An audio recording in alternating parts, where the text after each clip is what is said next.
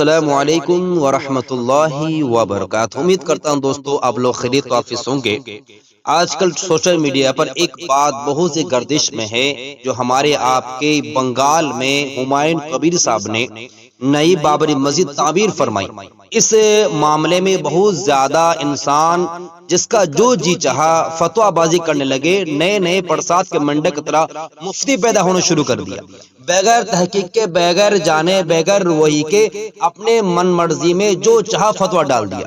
میرے معزز سامعین کرام، وہ بابری مسجد جو تعمیر کی گئی بنگال میں ہمایوں کبیر صاحب نے اپنے آپ میں ایمانداری کا، اپنے آپ میں ہمت داری کا اور اپنے آپ میں پختہ ایمانداری کا پہچان بتایا، اور ایسے انسان نہیں تھا، نڈر ہو کر آنکھوں سے آنکھوں ملا کر حکومت سے بات کی کہ بھائی مسجد تعمیر کرنا، مندر تعمیر کرنا، گردوار اور گرجا تعمیر کرنا ایڈ دیا ہے، نام رکھنا اپنے چوائس میں ہے، کسی شخص کی کوئی ہمت بھی نہیں، مجال بھی نہیں ہے کہ مسجد تعمیر کرنے کو روک سکتے ہیں۔ اور مسلمانوں نے ان کی اس آواز لبیک کہا، اور ان کو بھی سیلوٹ کرتے ہیں، اور ان مسلمانوں کو سیلوٹ کرتے ہیں جنہوں نے اس اللہ کا گھر، جس میں اللہ تبارک تعالیٰ کے سامنے سجدہ ریز ہونے کا اور رسول اللہ صلی اللہ علیہ وسلم کی سیرت بیان کرنے کے لیے اور قرآن پاک تلاوت کرنے کا، ذکر اذکار کرنے کا گھر بنانے جو تعمیر کے لیے جنہوں نے قربانی پیش کی ہے۔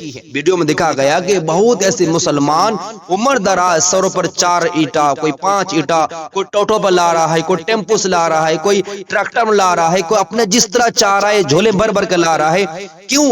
کیونکہ اللہ راضی ہو جائے، اللہ خوش ہو جائے اس نئی بابری مسجد بنانے کے لیے۔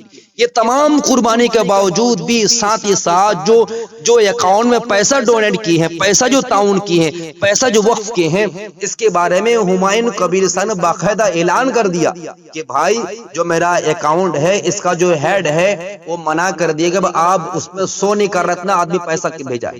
یہ تمام چیزیں ہمایوں کبیر صاحب کے صداقت پر دلالت کرتا ہے۔ انہوں نے جو بات اٹھایا ہے، انہوں نے جو مسجد تعمیر کیا ہے، اس کو سلام پیش کرنے چاہیے۔ لیکن آج کل کچھ میں سے مسلمان ہیں جو جانے ہوئے انجان ہوئے اس مسجد کو مسجد ضرار قرار دے گا، یعنی فتنہ والی مسجد، فساد والی مسجد، دنگا کرانے والی مسجد قرار دے دیا۔ انا للہ و انا الیہ راجعون۔ آئیے ہم مسجد ضرار کس کو کہتے ہیں، اور اس مسجد کا تعمیر کرنے میں حکمت کیا ہے، کیا حکمت اپنانی چاہیے، اور مسجد کچھ بات انشاءاللہ تعالی قرآن حدیث کی روشنی میں رکھنے کی کوشش کروں گا۔ الحمدللہ رب العالمین والصلاة والسلام علی سید الانبیاء والمرسلین وعلی آلہ واصحابہ اجمعین، اما بعد فقد قال تبارک تعالی فی القرآن المجید والفرقان الحمید، فاعوذ باللہ من الشیطان الرجیم، بسم اللہ الرحمن الرحیم، والذین اتخذوا مسجدا ضرارا وكفرا وتفريقا بين المؤمنين وإرصادا لمن حارب الله ورسوله من قبل، وقال النبي صلى الله عليه وسلم إن الله لا ينظر إلى صوركم وأموالكم ولكن ينظر إلى أعمالكم وقلوبكم، صدق الله رسوله النبي الكريم۔ میرے معزز سامعین کرام، بزرگوں، عزیز ساتھیوں اور میرے پیارے بہنوں، ہمیں اور آپ کو بخوبی معلوم ہے کہ 1992 6 دسمبر 1992 کو ہماری جو اصل بابری مسجد اس کو شہید کر دیا گیا ہے، اور اس دن کو 6 دسمبر کو ہم سب مل کر بلیک ڈے مناتے ہیں، کالا دن مناتے ہیں، کالا قانون مانتے ہیں، کیونکہ وہ بابری مسجد جس پر 500 سال سے لے کر اللہ اس کے رسول کی باتیں ہوتی تھی، اس بابری مسجد میں حی علی الصلاۃ، حی علی الفلاح صدائیں بلند ہوتی تھی۔ اس بابری مسجد کو ہم کبھی فراموش نہیں کر سکتے، ہم سب یاد رکھیں، اپنے نسل کو یاد رکھا کرائیں۔ یہ نہیں کہ بنگال میں بابری مسجد نام سے ایک مسجد تعمیر ہو گئی، ہم لوگ بھول گئے، بس ہم لوگ کفارہ ادا کر لیے۔ نہیں میرے بھائی، کبھی نہیں ہو سکتا، کبھی بھی نہیں، انسان کبھی نہیں مانے، وہ نام دیا گیا ہے۔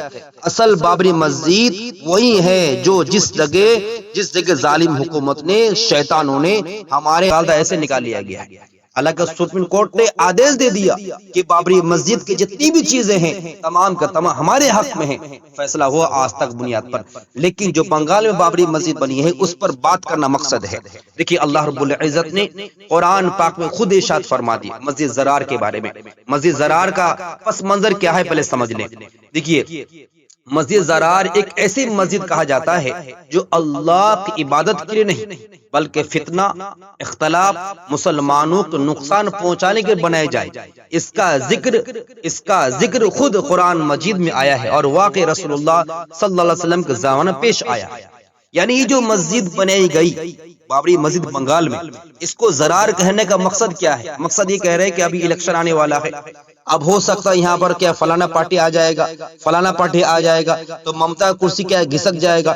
اس طرح کے بڑے بڑے جو اکابر ہیں، بڑے بڑے دانشمند وہ مشورہ دے رہے ہیں، وہ مشورہ بتا رہے ہیں کہ بھائی یہ حالات نہیں ہے، آپ اگر بنانا چاہتے تو اپنا کوئی اور نام دے سکتے ہیں، جیسے حضرت علامہ مولانا اور مناظر اسلام، اور اسی طرح آپ کا غیروں کے ساتھ آنکھوں سے ملانے والے جردی صاحب داماد برکت اللہ ان کو عمر میں برکت عطا فرمائے، شاندار بات کا وہ فرمائے بھائی بابر نام کیا ضرورت لینے کا، فتنہ کا وقت ہے، الیکشن کا وقت ہے، حالات دیش کا بالکل جی ٹی پی زمین دھسنے جا رہا ہے، ہوائی اڈے پر ہوائی اڑنے کو تیار نہیں ہے، آج نوکری نہیں ہے، الگ چیز آدمی پریشان حال ہے، اوپر سے آپ اور ایک پریشان ڈال دیے بابری مسجد نام لے کر۔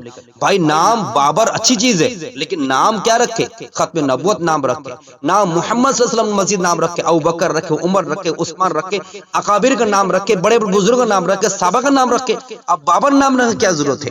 میرے معزز سامعین کرام، یہ جو نام رکھ دیا گیا یہ کہہ رہے کہ الیکشن کی وجہ سے یہ فتنہ پیدا ہوا اور فتنے کی وجہ سے یہ مسجد نہ بنانا تھا ہی مناسب تھی۔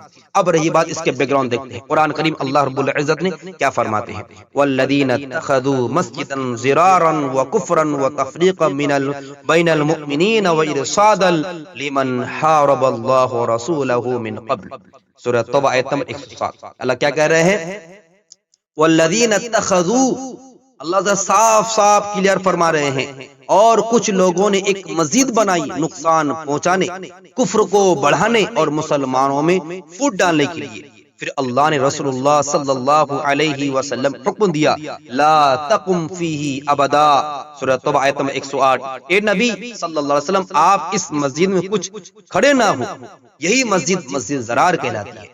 یعنی رسول اللہ صلی اللہ علیہ وسلم جب سب سے پہلی مسجد تعمیر فر مدینہ منورہ میں کچھ منافقوں نے مسجد قباء کے مقابل ایک مسجد بنا لی، مسجد قباء وہاں پر مسجد ہے، پھر اس کے بعد اور ایک مسجد بنا لی تاکہ مسلمان اختلاف پیدا ہو جائے، فوٹ پیدا ہو جائے۔ انہیں رسول اللہ صلی اللہ علیہ وسلم ریکویسٹ کیا، درخواست کی کہ آپ اس میں نماز پڑھ لیں تاکہ اسے قبولیت مل جائے، لیکن اللہ نے وحی کے ذریعے حقیقت بیان فرما دی کہ یہ مسجد صرف مسجد قباء کے فتنے میں، اس کے جلن میں، اس کی حسد میں یہ مسجد بنائے گی۔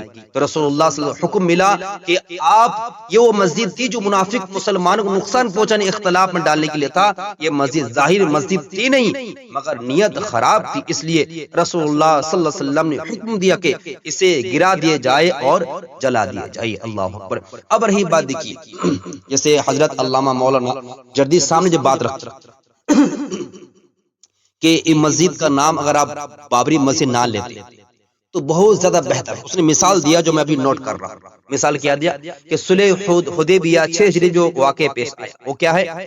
جب معاہدہ لکھا جا رہا تھا تو نبی کریم صلی اللہ علیہ وسلم فرمایا لکھو محمد رسول اللہ۔ قریش کے نمائندہ سہیل بن عمر نے کہا ہم آپ کو رسول اللہ نہیں مانتے، اس لیے صرف محمد بن عبداللہ لکھا جائے۔